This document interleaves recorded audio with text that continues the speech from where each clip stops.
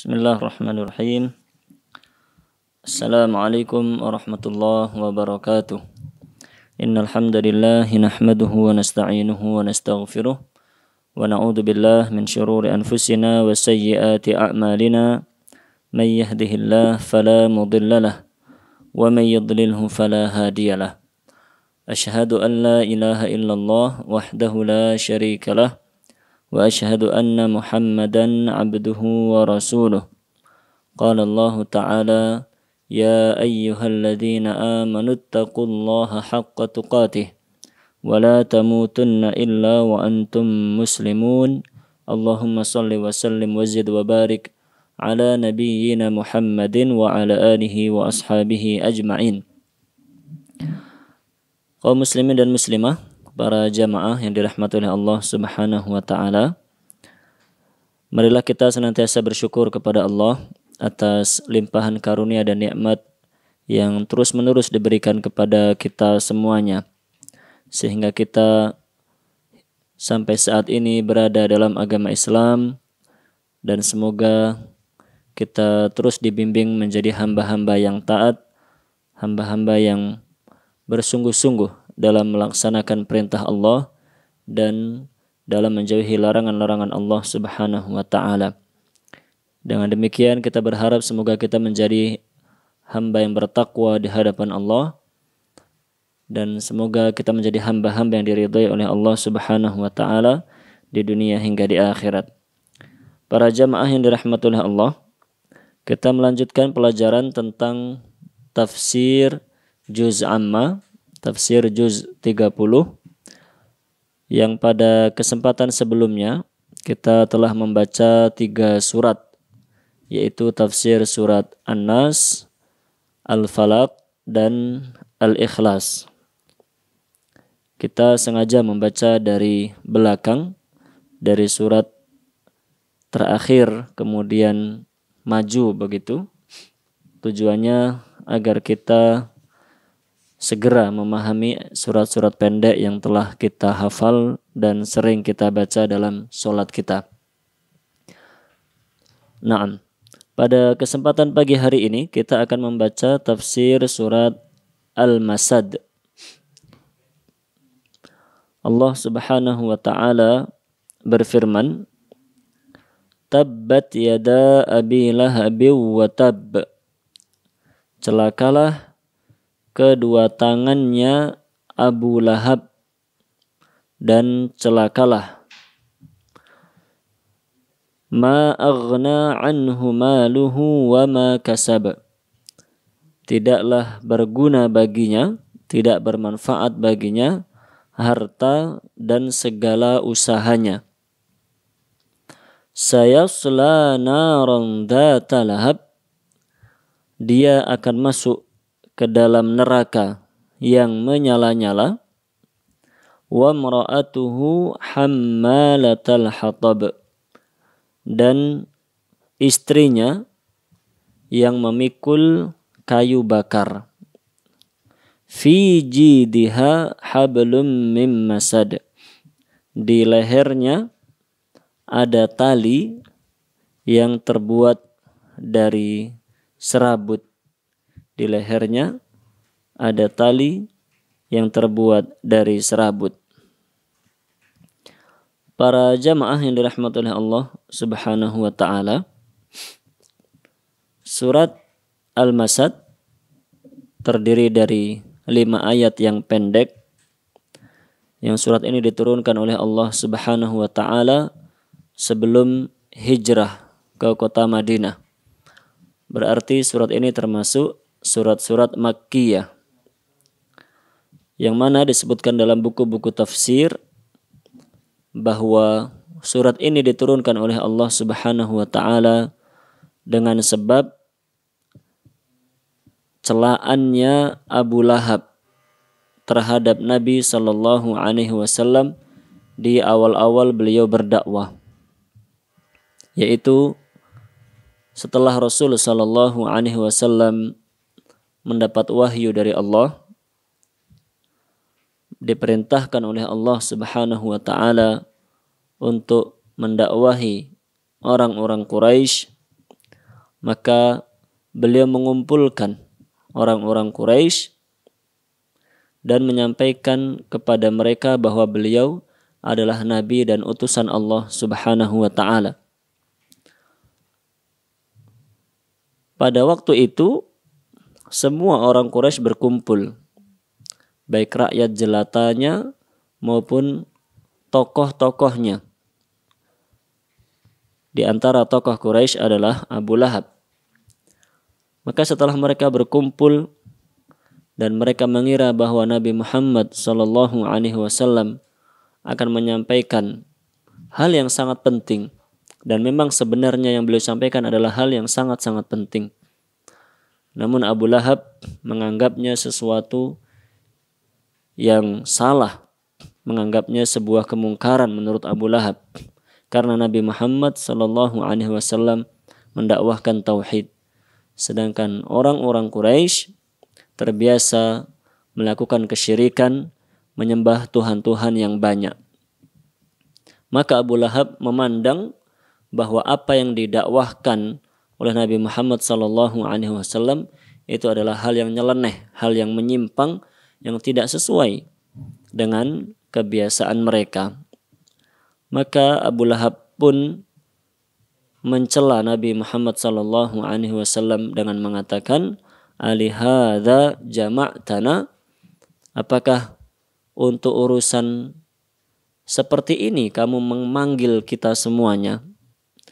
Maksudnya Abu Lahab mengatakan demikian, yaitu dia menganggap bahwa dakwah yang disampaikan oleh Nabi Muhammad SAW itu adalah hal yang sesat, adalah hal yang menyimpang, adalah hal yang remeh, hal yang hina, hal yang tidak layak disampaikan kepada pemuka-pemuka Quraisy.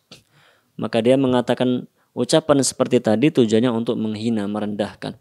Ini bukan urusan yang layak untuk disampaikan kepada saya dan pemuka-pemuka Quraisy lainnya.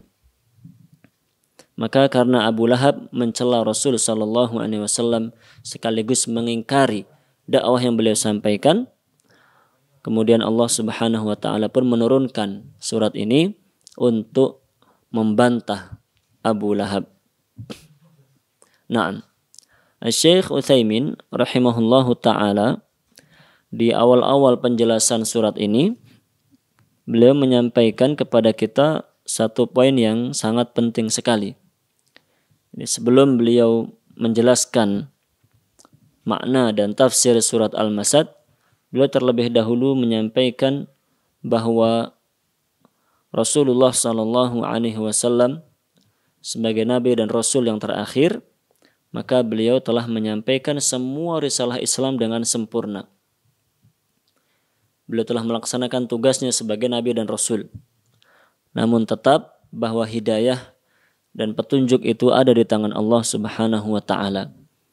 Maka keluarga Rasul SAW sendiri pun, kerabat-kerabat beliau, secara khusus di sini disebutkan adalah paman-paman beliau, memiliki sikap yang berbeda ketika mereka mendengar dakwah Nabi Muhammad SAW. Kata Syekh Utsaimin, qismun amana bihi wa jahada ma'ahu wa aslama lillahi rabbil alamin. Bagian atau kelompok yang pertama yaitu paman-paman beliau yang mau beriman dengan Nabi Muhammad SAW, bahkan berjihad memperjuangkan agama Islam bersama beliau, mengorbankan jiwa raga. Yang dimaksud dengan mereka adalah yaitu Al-Abbas ibn Abdul Muttalib, paman Nabi SAW yang bernama Al-Abbas ibn Abdul Muttalib dan Hamzah bin Abdul Muttalib. Dua paman tersebut radhiyallahu anhuma adalah paman-paman yang beriman kepada Nabi Muhammad SAW, bahkan ikut berjuang melawan orang-orang Quraisy dan melawan orang-orang kafir lain yang menghalang-halangi dakwah Islam ini. Kemudian kata Syekh Utsaimin, "Watsani afdal minal awwal." dari kedua paman tersebut, kedua paman Nabi SAW yang beriman, yaitu Al-Abbas bin Abdul Muttalib dan Hamzah bin Abdul Muttalib radhiyallahu anhuma, bahwa Hamzah bin Abdul Muttalib itu lebih mulia dibandingkan dengan Al-Abbas bin Abdul Muttalib. Kedudukan Hamzah itu jauh lebih tinggi, lebih mulia dibandingkan dengan Al-Abbas bin Abdul Muttalib. Kenapa? Lianna thaniya min afdalis syuhada'i indallahi azza wa jal. Karena Hamzah bin Abdul Muttalib adalah salah satu syuhada, bahkan salah satu syuhada yang paling tinggi derajatnya di sisi Allah Subhanahu wa taala. Wa wasafahu an-nabiy sallallahu alaihi wasallam bi annahu asadullah. Bahkan Nabi sallallahu alaihi wasallam menjuluki Hamzah bin Abdul Muttalib dengan julukan singanya Allah Subhanahu wa taala. Wa asadu rasulih sallallahu alaihi wasallam, dan singanya Rasulullah sallallahu alaihi wasallam. Wastushhida radhiyallahu anhu fi Uhud fi sanati tsaniyah min al-hijrah. Dan beliau Hamzah bin Abdul Muttalib gugur pada perang Uhud. Beliau mati syahid pada perang Uhud, yaitu pada tahun kedua Hijrah. Naam. Jadi dari sekian banyak pamannya Nabi sallallahu alaihi wasallam, ada dua di antaranya yang masuk ke dalam agama Islam, mendukung dakwah Nabi sallallahu alaihi wasallam, melindungi dan ikut berjuang dengan beliau sallallahu alaihi wasallam. Dan yang paling mulia adalah Hamzah bin Abdul Muttalib radhiyallahu anhu. Naam.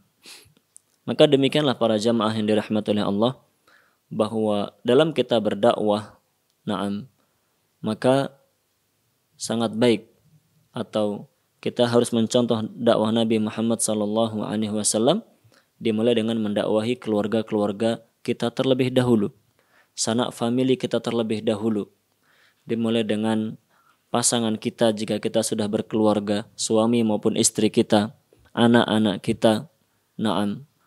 Kemudian dimulai dengan orang tua kita, kakak adik kita, paman-paman dan bibi, demikian seterusnya. Kita memulai dakwah dari keluarga kita terlebih dahulu. Karena demikianlah Rasulullah SAW mencontohkan. Di awal dakwah beliau pun, beliau memulai dakwahnya dari kalangan keluarganya terlebih dahulu. Sebagaimana diperintahkan oleh Allah Subhanahu wa taala, wa anzir ashiratakal aqrabin, dan berilah peringatan kepada keluarga-keluarga terdekatmu. Naam. Sehingga nanti dengan harapannya banyak di antara keluarga itu yang beriman atau yang mengikuti petunjuk dan kebaikan yang kita sampaikan kepada mereka. Jika itu sudah berhasil, kita menyampaikan kebenaran kepada mereka, dan alhamdulillah mereka mengikuti atau ikut menjadi hamba yang taat seperti kita, dekat dengan Allah Subhanahu wa taala, maka harapannya mereka akan menjadi orang-orang yang mendukung kita, melindungi kita, membantu kita dalam menyebarkan dakwah kebaikan ini. Sebagaimana hal tersebut dicontohkan oleh Rasul sallallahu alaihi wasallam. Naam. Kemudian yang kedua, yaitu paman-paman atau paman Nabi sallallahu alaihi wasallam alladzi sanada wa sa'ad, yang membantu dakwah Nabi sallallahu alaihi wasallam ma'a baqaihi 'alal kufur, namun dia tetap dalam kekufuran, membantu melindungi, naam, tapi tidak mau beriman kepada Nabi Muhammad sallallahu alaihi wasallam, yaitu Abu Talib. Abu Talib adalah paman Nabi sallallahu alaihi wasallam yang melindungi, membantu dakwah Nabi sallallahu alaihi wasallam, naam, dengan jiwa, raga dan hartanya, dan betul-betul bersungguh-sungguh. Abu Talib itu semasa hidupnya membantu Nabi sallallahu alaihi wasallam, melindungi beliau, bukan setengah-setengah, dengan sungguh-sungguh, dengan betul-betul mengerahkan segala apa yang dia punya. Naam, ketika orang-orang Quraisy, ketika orang-orang kafir Quraisy mengganggu Nabi sallallahu alaihi wasallam, maka Abu Talib pasang badan dengan berbagai resikonya. Resiko mungkin fisiknya juga disakiti, naam, resiko mungkin dijauhi oleh teman-teman dekatnya, resiko juga nama dia jadi tercoreng di tengah-tengah pemuka Quraisy. Semua itu tidak menjadi masalah bagi Abu Thalib. Yang penting dia melindungi Nabi Muhammad SAW agar beliau bisa berdakwah. Namun qaddarallah wa ma syaa fa'al, bahwa Abu Thalib hingga akhir hayatnya tetap kufur, tetap menjadi orang yang musyrik, tidak beriman kepada Allah Subhanahu wa taala. Naam. Dan kisah beliau sudah sangat sering kita dengar bahwa di akhir hayat Abu Thalib dia pun didakwahi oleh Nabi sallallahu alaihi wasallam, diingatkan untuk menjadi orang yang beriman. Bahkan Nabi sallallahu alaihi wasallam telah nyata-nyata menyampaikan di hadapan dia ketika dia sudah dalam keadaan sakaratul maut, hampir meninggal dunia. Hanya dipersilahkan atau diajak mengucapkan la ilaha illallah, bersyahadat la ilaha illallah. Dengan itu Nabi Muhammad SAW nanti pada hari akhirat akan membela beliau di hadapan Allah Subhanahu wa taala. Namun ternyata Abu Thalib tetap tidak mau beriman. Naam. Abu Thalib tetap kufur. Mohon maaf jika tadi mengatakan dengan atau menyebutnya dengan beliau. Seharusnya tidak disebut dengan beliau karena dia adalah orang yang kufur kepada Allah Subhanahu wa taala.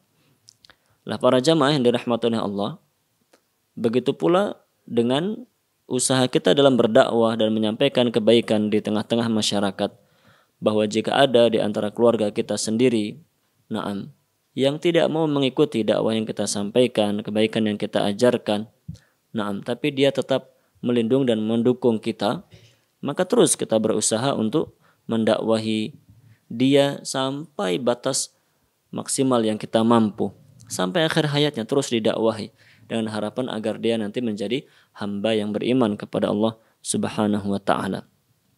Kemudian yang ketiga, wa amma tsalits alladzi 'anada wa 'arad fahuwa Abu Lahab, yaitu yang ketiga paman yang menentang dakwah. Paman yang tidak mau beriman, paman yang tetap kufur, dan lebih dari itu dia itu menentang, memusuhi Nabi Muhammad SAW, yaitu tidak lain dan tidak bukan adalah Abu Lahab. Yang sekarang kita baca surat ini, di mana surat ini diturunkan untuk Abu Lahab, mencela Abu Lahab dan menyampaikan kepada Abu Lahab bahwa dia itu nanti akan menjadi penghuni neraka. Waliyadzubillahi min dzalik.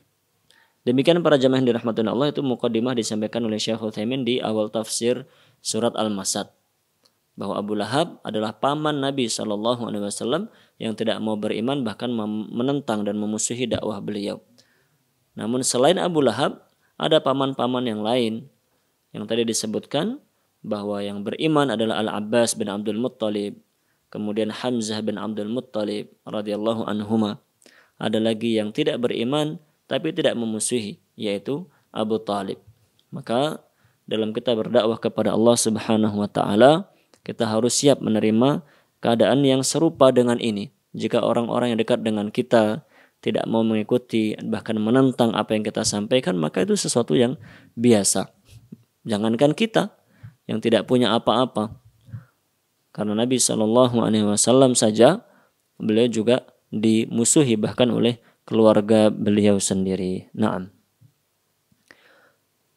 Di ayat yang pertama Allah Subhanahu wa taala berfirman, tabbat yada abi lahabin wa tab. Celakalah kedua tangannya Abu Lahab dan benar-benar dia akan celaka.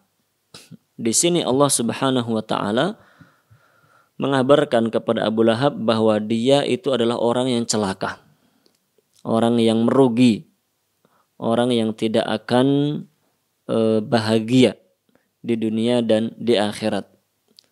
Allah mengabarkan itu sebagai bentuk penghinaan kepada Abu Lahab. Kenapa Allah menghina Abu Lahab dengan sedemikian rendahnya? Allah mengatakan sampai 2 kali, celakalah kedua tangan Abu Lahab dan benar-benar dia akan celaka. Diulang oleh Allah sampai 2 kali untuk menekankan, menunjukkan bahwa Allah itu benar-benar merendahkan Abu Lahab dalam ayat ini. Kenapa sebegitu rendahnya Allah memperlakukan Abu Lahab? Jawabannya, karena Abu Lahab menghinakan Rasulullah Shallallahu Alaihi Wasallam. Karena Abu Lahab berani secara terang-terangan menentang dakwah Nabi Muhammad Shallallahu Alaihi Wasallam. Seperti dalam kisah yang kita sampaikan tadi, ketika mendengar dakwah Nabi Shallallahu Alaihi Wasallam, dia mengatakan, apakah hanya karena urusan sepele seperti ini kamu memanggil kita semuanya, para pemuka-pemuka Quraisy? Abu Lahab mengira bahwa urusan dakwah ini, urusan tauhid, meninggalkan syirik itu adalah hal yang sepele. Bahkan lebih dari itu dia menganggapnya hal yang menyimpang, itu sesat. Itu menyelisihi kebiasaan nenek moyang orang-orang Quraisy. Abu Lahab menghina merendahkan Nabi Muhammad SAW, maka Allah pun menghinakannya dengan lebih hina dari itu. Naam, yang menghina adalah Allah Subhanahu wa ta'ala. Naam. Kemudian disebutkan oleh Syekh Utsaimin, kenapa yang disebutkan akan celaka pada ayat ini adalah kedua tangannya Abu Lahab. Kenapa tidak disebutkan semuanya saja? Celakalah seluruh tubuh Abu Lahab. Kenapa harus disebutkan kedua tangannya? Kata Syekh Utsaimin rahimahullahu ta'ala, wa bada'a biyadaihi qabla dhatihi li'anna al-yadain huma alatal amali wal harakah wal akhdi wal ata' wa ma ashbaha dhalik. Allah Subhanahu wa ta'ala terlebih dahulu menjelaskan bahwa yang akan celaka adalah kedua tangannya Abu Lahab, sebelum nanti kemudian Allah mengatakan seluruh tubuhnya Abu Lahab juga akan binasa dan celaka, karena kedua tangan itulah yang menjadi organ tubuh utama untuk bekerja. Organ tubuh yang paling sering atau organ tubuh yang paling utama kita gunakan dalam menyelesaikan banyak pekerjaan adalah kedua tangan.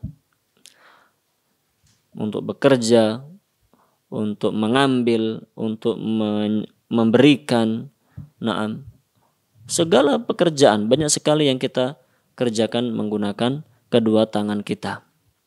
Maka Allah mengatakan dalam ayat tadi, celakalah kedua tangannya Abu Lahab, dan akan celaka pula dia. Kecelakaan dua kali diulang oleh Allah. Kecelakaan pertama untuk kedua tangannya, kecelakaan kedua untuk zatnya Abu Lahab, itu seluruh tubuhnya orang itu akan celaka dan binasa nanti pada hari akhirat.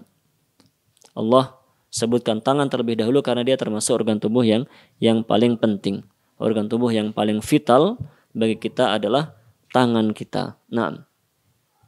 Kemudian Syekh Utsaimin mengatakan, wa hadzal laqab, yaitu orang ini diberi julukan Abu Lahab, laqabun munasibun tamaman, adalah julukan yang sangat tepat, julukan yang sangat sesuai dengan orangnya, sangat sesuai, sangat cocok dengan perilaku orangnya. Lahab itu kan artinya api yang menyala-nyala. Abu Lahab, berarti orang ini dijuluki dengan bapaknya api yang menyala-nyala. Kata Syekh Utsaimin, ini julukan yang sangat tepat, sangat betul, sangat sesuai dengan orangnya. Karena nanti pada hari akhirat dia akan disiksa oleh Allah di dalam neraka yang menyala-nyala, sesuai dengan laqab yang dia sandang. Kemudian Allah berfirman pada ayat yang kedua, ma aghna anhu maluhu. Tidak berguna baginya harta yang dia miliki. Harta yang dia miliki, meskipun itu banyak, maka harta itu tidak akan berguna baginya. Maksudnya, harta dia yang banyak, yang dia bangga-banggakan, yang dengan susah payah dia kumpulkan, itu nanti pada hari akhirat tidak bisa menyelamatkan dia dari siksa Allah Subhanahu wa ta'ala. Tidak bisa, walaupun hanya sekejap ataupun sedikit saja, dia ingin menebus siksa dia dengan harta yang dia miliki, sama sekali tidak akan bisa dan tidak akan mungkin. Itu menunjukkan bahwa Allah Subhanahu wa ta'ala kembali menghinakan Abu Lahab. Bahwa memang dia orang yang berharta. Lebih dari itu, dia itu orang yang terpandang di kalangan Quraisy, orang yang mulia, disegani, dihormati, orang yang kaya, berkecukupan. Tapi Allah menekankan bahwa jangan mengira bahwa dengan status dia sebagai orang yang kaya itu, nanti di akhirat dia akan diberi kompensasi siksa oleh Allah. Sama sekali tidak. Harta yang dia kumpulkan, harta yang dia miliki itu sama sekali tidak akan berguna untuk dia pada hari akhirat. Selama di dunia mungkin berguna. Kata Syekh Utsaimin rahimahullahu ta'ala, beliau mengatakan biasanya harta itu berguna, harta itu berfungsi. Al-adah annal mal yanfa'. Secara umum biasanya harta itu berfungsi, berguna. Apa di antaranya? Beliau memberi contoh. Fal mal yafdi bihil insan atau yufdi bihil insanu nafsahu tasallata alaihi aduun.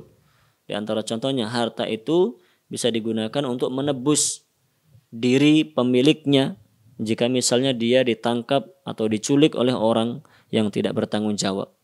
Dia diculik, dia ditangkap, maka bisa dia membebaskan dirinya dengan cara membayarkan sebagian harta yang dia miliki. Contohnya lagi, kata beliau, lau marida intafa'a bimalihi. Ketika seorang itu sakit untuk berobat, dia bisa menggunakan hartanya. Kemudian dengan izin Allah dia pun bisa sembuh. Berarti harta itu bermanfaat. Walau ja'a intafa'a bimalihi. Seandainya orang itu lapar, maka dia bisa kenyang, dia bisa mendapatkan makanan untuk mengisi perutnya dengan hartanya tersebut. Itulah manfaat-manfaat harta. Manfaat harta di dunia. Tapi sebatas itu saja manfaat yang didapatkan oleh Abu Lahab dari harta yang dia miliki. Dia mendapatkan manfaat dari hartanya selama dia di dunia. Lakinna an-naf'a alladhi la yunji sahibahu minan nar laisa binaf'in. Adapun secara hakikat ketika harta itu tidak bisa menyelamatkan pemiliknya dari api neraka, berarti sebenarnya harta itu tidak bermanfaat. Dan itulah yang dialami oleh Abu Lahab. Memiliki harta yang banyak, tapi tidak akan bermanfaat baginya di hari akhirat nanti. Maka dari situ para jamaah yang dirahmati oleh Allah, mari kita menjadi orang-orang yang berusaha untuk memperbanyak bekal amal soleh kita selagi kita diberi kesempatan oleh Allah Subhanahu wa ta'ala. Dengan berbagai amal soleh yang mampu kita kerjakan. Boleh kita memiliki harta, boleh kita menjadi orang yang kaya raya, walhamdulillah. Boleh kita memiliki rumah megah, mobil mewah, itu semuanya boleh dan mubah. Namun jangan menjadi tujuan utama. Tujuan kita mencari harta adalah untuk beribadah kepada Allah. Sebagian orang itu orientasinya salah. Dia ingin mengumpulkan harta. Setelah dikumpulkan, ya yang penting disimpan, dinikmati, ataupun dibagikan kepada anak-anaknya. Itu tujuan yang kurang tepat. Yang jelas atau yang betul, kita mengumpulkan harta itu untuk beribadah kepada Allah Subhanahu wa ta'ala. Kumpulkan sebanyak-banyaknya dengan cara yang halal. Dengan itu kemudian kita bisa bersedekah. Kita bisa menunaikan zakat. Kita bisa berangkat haji, Masya Allah. Kita bisa berangkat umrah. Kita bisa menyantuni anak yatim. Bisa menolong orang-orang kelaparan. Bisa memberikan tempat tinggal orang-orang yang tidak punya tempat tinggal. Dan seterusnya. Boleh jika harta dicari, dikumpulkan dengan tujuan seperti itu, maka hukumnya boleh. Bahkan dengan itu bisa menjadi sebab kita dicintai oleh Allah Subhanahu wa ta'ala. Namun dengan membaca ayat ini tadi kita bisa memetik pelajaran. Jika kita memiliki harta yang banyak sekalipun, namun kita tidak menjadi hamba yang taat kepada Allah, maka harta itu tidak akan menyelamatkan kita dari murka Allah, dari siksa Allah Subhanahu wa ta'ala. Maka jangan dengan harta yang kita miliki kemudian kita lalai untuk beribadah kepada Allah Subhanahu wa ta'ala.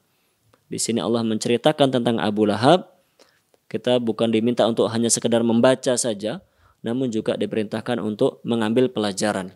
Oh, ternyata Abu Lahab hartanya banyak, tapi karena dia tidak menjadi orang yang beriman, tidak menjadi orang yang taat kepada Allah, ternyata dia akhirnya pun dimasukkan ke dalam neraka oleh Allah Subhanahu wa ta'ala.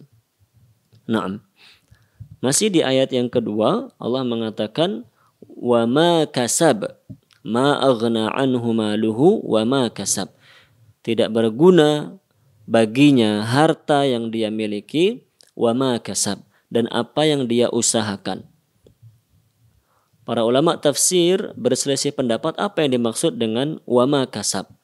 usaha yang dilakukan oleh Abu Lahab. Di antara yang disebutkan oleh Syekh Utsaimin dalam buku tafsir beliau ini, yang dimaksud dengan usaha adalah anak keturunan. Jadi arti ayat tersebut tidak berguna baginya harta dan anak keturunannya. Naam, tidak berguna bagi Abu Lahab, tidak akan bisa menyelamatkan dia dari siksa neraka, baik harta yang dia miliki maupun anak keturunan yang dia miliki. Semua itu tidak bermanfaat baginya. Hal tersebut berdasarkan hadis Nabi SAW di mana beliau bersabda, Inna atyaba ma akaltum min kasbikum. Sesungguhnya harta yang paling baik untuk kalian konsumsi adalah harta hasil usaha kalian sendiri. Wa inna auladakum min kasbikum. Dan sesungguhnya anak-anak kalian itu adalah termasuk hasil usaha kalian. Dalam hadis itu beliau SAW mengatakan bahwa anak adalah hasil usaha. Berdasarkan hadis tersebut maka beberapa ahli tafsir memahami ayat kedua dalam surat Al-Masad ini, yaitu makna usaha Abu Lahab adalah anak keturunannya. Tidak berguna baginya harta dan anak keturunan yang dia miliki. Namun yang benar, wallahu a'lam bishawab, kata Syekh Utsaimin, was-shawab annal ayata a'ammu min hada. Yang benar, makna ayat ini lebih luas dari itu. Jadi arti usahanya Abu Lahab itu bukan hanya sebatas anak keturunan saja, namun mencakup semua yang dia usahakan. Wa annal ayata tashmalul aulad. Masuk dalam ayat ini, masuk dalam cakupan hasil usaha adalah anak keturunan. Seperti tadi. Wa tashmalul mal al-muktasab alladhi laysa fi yadihi al-an. Begitu pula hasil usaha berupa harta yang belum dimiliki oleh Abu Lahab ketika turun ayat ini, namun akan dimiliki oleh dia di waktu yang akan datang. Naam, wa tashmalu ma kasabahu min syarafin wa jahin. Begitu pula mencakup hasil usaha Abu Lahab, yaitu berupa nama baik, kedudukan, status sosial yang tinggi, yang terpandang. Naam, kemuliaan di tengah-tengah orang Quraisy. Itu semua kata Syekh Utsaimin termasuk hasil usaha. Jadi makna ayat kedua, tidak berguna dari Abu Lahab baik hartanya maupun garis keturunan yang mulia maupun kedudukan yang terhormat, status sosial, semua itu tidak akan berguna bagi Abu Lahab karena dia tidak beriman kepada Allah Subhanahu wa taala. Kemudian ayat yang ketiga, Allah menjelaskan ancaman siksa yang akan diberikan kepada Abu Lahab. Sayasla naran dzata lahab. Kelak dia akan masuk ke dalam api yang menyala-nyala. Ayat ketiga ini diawali dengan huruf sin, yaitu sa, sayasla. Dalam bahasa Arab, sa, naam, itu artinya akan. Disebut dengan sin litanfis atau sin at-tanfisiyah atau dengan sebutan yang lain. Intinya sin itu artinya adalah akan. Akan itu berarti kan bukan sekarang. Jadi ketika turun ayat ini, Allah mengabarkan Abu Lahab akan masuk ke dalam api neraka yang menyala-nyala. Namun karena huruf sin ini yang menyebutkannya adalah Allah Subhanahu wa taala, bukan manusia, maka sin ini al-mufid lil haqiqah wal qurb, menunjukkan makna sebenarnya, yaitu benar-benar Abu Lahab akan masuk ke dalam api yang menyala-nyala dan waktunya tidak lama lagi. Sebentar lagi Abu Lahab itu akan dimasukkan ke dalam api yang menyala-nyala tersebut. Naam.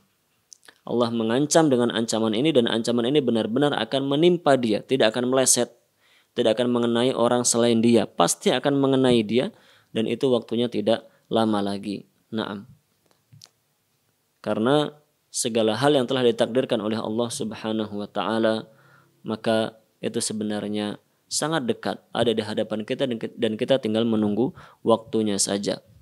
Seperti kematian. Kematian itu pasti akan terjadi. maka segala hal yang sudah pasti akan terjadi sebenarnya sangat dekat dengan kita. Entah waktunya kapan, itu urusan Allah. Yang penting kita tahu kita akan mati. Berarti kita sangat dekat dengan kematian. Oleh karena itu kita diperintahkan untuk selalu mempersiapkan diri sebelum nanti kita dijemput ajal. Naam. Yang dimaksud dengan Syekh Utsaimin, beliau menjelaskan seperti tadi, bahwa beliau ingin menekankan kepada kita sebagai pembaca agar kita bisa mentadaburi bahwa ketika Allah mengatakan Abu Lahab itu nanti akan masuk ke dalam api neraka yang menyala-nyala. Naam, bukan berarti masih lama, kan akan begitu ya. Itu masih lama, jadi nggak perlu takut. Tidak demikian. Beliau menekankan bahwa kata akan jika itu disampaikan oleh Allah Subhanahu wa taala dan Allah Maha tahu, Allah telah mentakdirkan semuanya, maka jangan difahami bahwa itu adalah sesuatu yang jauh. Itu yufidul haqiqah wal qurb. Itu benar-benar akan terjadi dan sebentar lagi akan terjadi di waktu yang akan dekat, sangat-sangat dekat. Makanya kita tidak boleh terlena. Nah, kemudian Allah berfirman, wa mar'atuhu hammalatal hatab, dan istrinya Abu Lahab yang membawa kayu bakar, memikul kayu bakar. Jika kita lihat dari kacamata bahasa Arab, pertama bahwa kata hammalah itu adalah sighah mubalaghah yang artinya menunjukkan makna sering, banyak, berulang-ulang. Hammalah kan artinya memikul. Naam. Kalau bentuknya itu hamilah, berarti artinya istrinya Abu Lahab yang memikul kayu bakar. Disebut memikul dengan kata hamilah itu walaupun dilakukan hanya satu kali saja. Tapi ketika dirubah bentuknya dari hamilah menjadi hammalah, yang artinya sering membawa kayu bakar, sering memikul kayu bakar, banyak memikul kayu bakar. Namanya sighah mubalaghah. Itu menunjukkan bahwa istri Abu Lahab ini dalam usahanya untuk menghalang-halangi dakwahnya Nabi Muhammad SAW, dia benar-benar mengarahkan segala apa yang dia miliki dan apa yang dia bisa. Dia itu mengumpulkan kayu, mengumpulkan duri, mengumpulkan benda apa saja, kemudian dibawa ke rumah Nabi Muhammad SAW. Tujuannya agar beliau tidak bisa keluar dari rumah. Karena ada duri, karena ada kayu, karena ada banyak yang ditaruh di depan pintu beliau SAW. Nah, bagaimana kita lihat bahwa istrinya Abu Lahab itu bersungguh-sungguh mengerahkan apa yang dia bisa untuk menghalangi dakwahnya Nabi Muhammad SAW. Dari sini bisa kita simpulkan banyak hal. Di antaranya bahwa begitulah orang yang tidak mendapatkan hidayah dari Allah.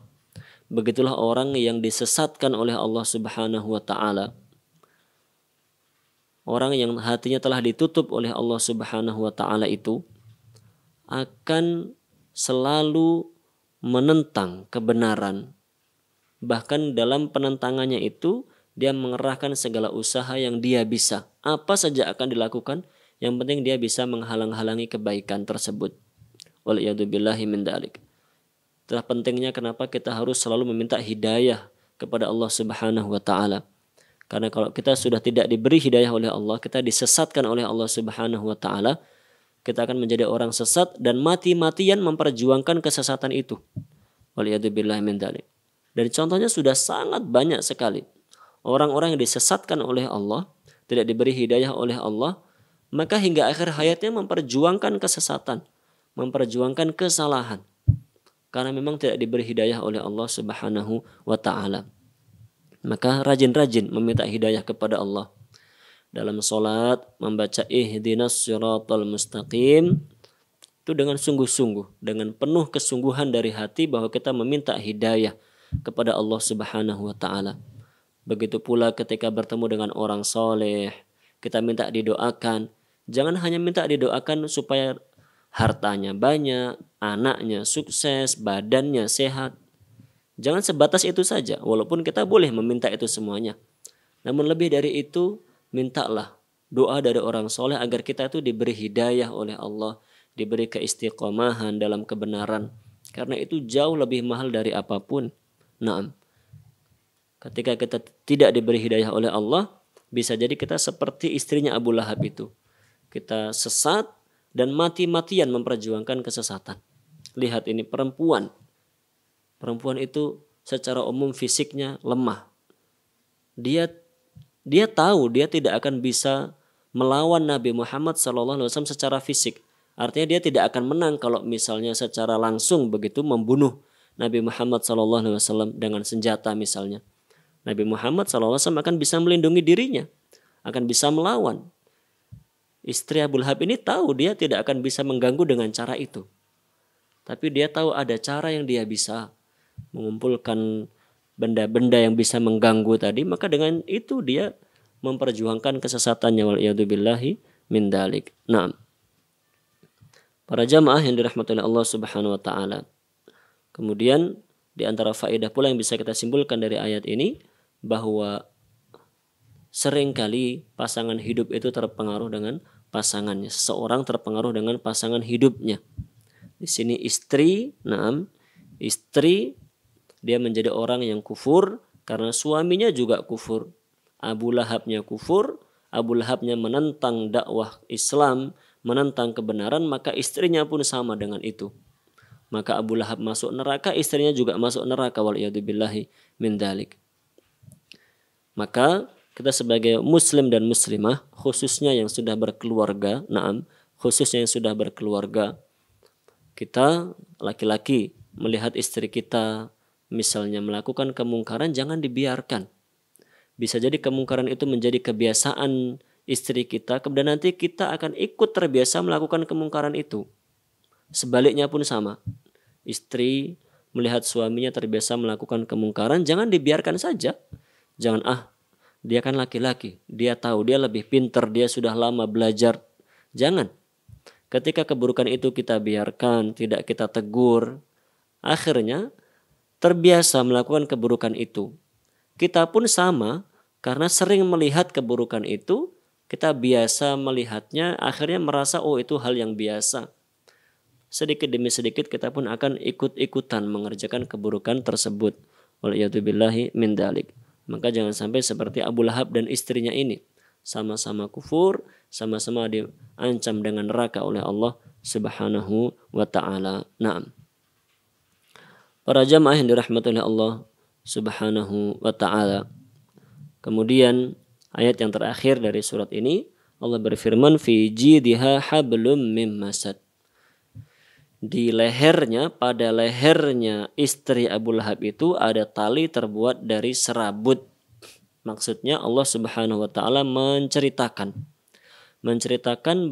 caranya istri Abu Lahab untuk mengumpulkan kayu dan duri tadi. Yaitu dia menggunakan tali terbuat dari serabut, diikatkan di lehernya atau disampirkan di lehernya, kemudian nanti digunakan untuk mengikat kayu dan duri yang berhasil dia kumpulkan tadi. Naam. Dan ayat ini juga persis dengan awal-awal surat ini, di mana ayat terakhir ini menghina, merendahkan istri Abu Lahab. Adapun di awal ayat tadi Allah menghina Abu Lahabnya. Sekarang di akhir surat Allah menghina, merendahkan istrinya Abu Lahab. Bagaimana maksudnya? Syekh Utsaimin rahimahullahu ta'ala mengatakan, annaha mutaqallidatun hablan minal lif. Istri Abu Lahab ini menggunakan tali yang terbuat dari serabut. Takhruju bihi ila sahra, yaitu setiap hari dia pergi ke padang pasir, litarbita bihil hatab alladhi ta'ti bihi litad'ahu fi tariqin Nabi sallallahu alaihi wasallam. Tali itu digunakan untuk mengikat, mengumpulkan kayu dan duri-duri, kemudian diletakkan di jalan yang akan dilewati oleh Nabi sallallahu alaihi wasallam. Wa huwa isyaratun ila dunuwi nadratiha. Perbuatan itu mengisyaratkan, menjelaskan betapa istri Abu Lahab itu tidak cerdas. Betapa istri Abu Lahab itu bodoh. Kok begitu? Wa annaha ahanat nafsaha. Istri Abu Lahab itu sedang merendahkan dirinya sendiri. Bagaimana maksudnya? Imra'atun min Quraisy min akabir qabail Quraisy. Karena istri Abu Lahab itu sebenarnya berasal dari orang-orang terpandang, dari kalangan terpandang di Quraisy. Anaknya tokoh Quraisy, begitu. Istri Abu Lahab itu anaknya tokoh Quraisy. Sebenarnya dia memiliki garis keturunan yang terhormat, orang yang dihormati, dimuliakan, disegani oleh masyarakatnya. Takhruju ila sahra wa tad'a hadzal habla fi unuqiha. Tapi karena dia itu tidak mendapatkan hidayah, dia itu disesatkan oleh Allah, maka dia melakukan pekerjaan tadi, keluar mencari kayu, mencari duri, mencari barang-barang yang seperti itu. Ini orang mulia, orang terpandang. Kita bayangkan sekarang ada orang terpandang, ada orang mulia, kerjaannya setiap hari mengumpulkan kayu, mengumpulkan duri. Itu kan menghinakan dirinya sendiri, merusak nama baiknya sendiri. Nah, setelah itu, setelah dikumpulkan, dipikul sendiri. Dipikul sendiri. Bagaimana orang yang mulia tapi melakukan pekerjaan yang hina, mengumpulkan barang-barang tidak bermanfaat. Ini bukan barang bermanfaat. Dia itu orang mulia tapi mengumpulkan barang yang tidak bermanfaat. Dipikul sendiri menggunakan tali. Naam. Wa huwa minal lif ma'a ma fihi minal mahana. Padahal menurut kebiasaan orang Quraisy pada masa itu, tali terbuat dari serabut itu biasa digunakan oleh orang-orang rendahan, oleh rakyat jelata. Tapi ini istrinya Abu Lahab menggunakan tali tersebut. Lakin min ajli adhiyatir Rasul sallallahu alaihi wasallam. Semua itu dia lakukan demi bisa menghalang-halangi dan mengganggu dakwahnya Rasul sallallahu alaihi wasallam. Nah, para jamaah yang dirahmati Allah Subhanahu wa taala, dengan demikian sudah selesai kita membaca tafsir surat Al-Masad yang intinya Allah mengabarkan tentang tempat kembali Abu Lahab dan istrinya nanti di akhirat, yaitu mereka berdua akan dimasukkan ke dalam api neraka. Dan sebelum mereka dimasukkan ke dalam api neraka, sudah terlebih dahulu dalam surat ini Allah merendahkan mereka. Maka celakalah Abu Lahab dan istrinya di dunia dan di akhirat. Wal'iyadzubillahi min dzalik. Demikian pengajian kita pada kesempatan pagi menjelang siang hari ini. Semoga bermanfaat untuk diri saya pribadi dan jamaah sekalian. InsyaAllah kita lanjutkan pada pertemuan yang akan datang, membaca surat An-Nasr insyaallah ta'ala. Saya akhiri dengan doa kafaratul majlis. Subhanakallahumma wa bihamdik asyhadu an la ilaha illa anta astaghfiruka wa atubu ilaik. Sallallahu ala nabiyyina Muhammadin wa ala alihi wa sahbihi ajma'in. Thumma assalamu alaikum warahmatullahi wabarakatuh.